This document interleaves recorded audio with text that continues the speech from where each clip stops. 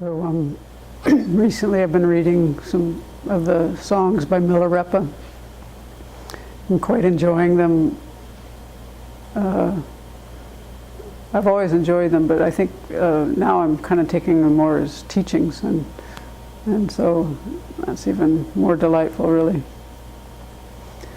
So they're kind of in sequence, and so a few of them tell the story of one of his disciples. And the one that I'm going to read some verses from is about the repentance of this disciple.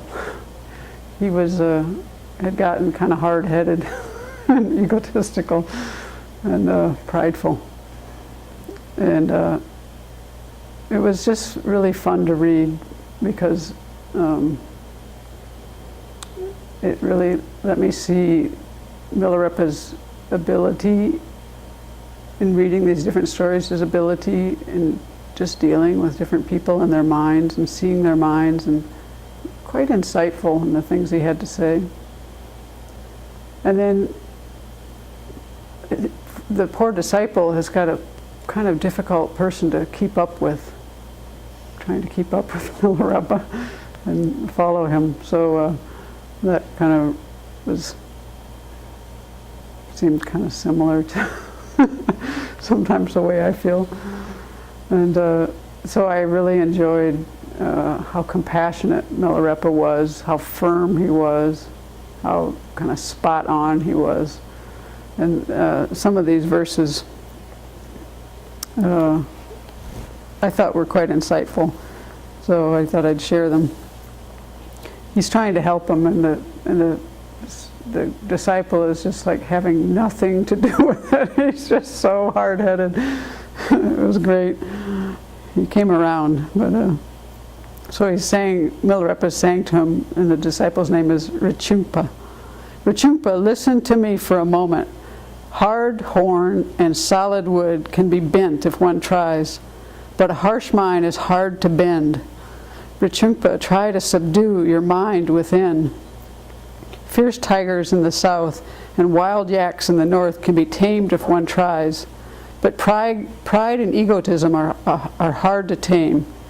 Rechungpa, try to subdue conceit within. Mice under the ground and birds in the sky can be caught if one tries, but a lost mind is hard to catch. Rechungpa, try your own faults to see. The Dharma of words and the Dharma of words and speculation can be learned if one tries, but the void self-mind is hard to learn. Rechungpa, try to meditate on the uncreated mind. And I like this one. A son may leave his father and his loving mother too, but a bad temperament is hard to leave behind. Rechungpa, try to change your temper and conceit. Jewels, house, and land one renounces if one tries, but to renounce pleasure craving is hard. Rechungpa, try to give up your desire for pleasure. Good jewels and a lovely sweetheart, if need be, can be left, but leave a soft, warm bed is hard indeed. Rechungpa, try to give up the blind sleep of a corpse. Here and there, hills and rocks may meet face to face, but to see the self-face of your mind is hard. The queen's and king's decrees can be evaded if one tries, but no one can evade Yama, the Lord of Death. Rechungpa, make use of death for your devotion. And so that was one thing that was been really consistent throughout these stories, and Venerable had told us once that the thing that really turned Milarepa's mind, made him a great practitioner, was always keeping in mind death. And even when his disciples having such a hard time, and he just finally kind of leaves them, and right before he leaves them, one of the last things he says, this is the most important thing I can tell you, is to always meditate on death. And that really, as Venerable is always telling us, it helps to put things in perspective.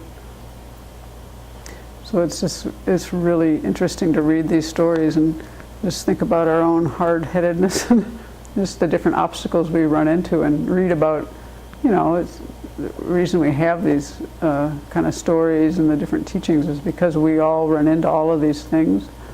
And so it's beautiful to see how he worked with the disciple. He never gave up on him, and he just created all kinds of situations for him to keep learning through both his wisdom and his compassion.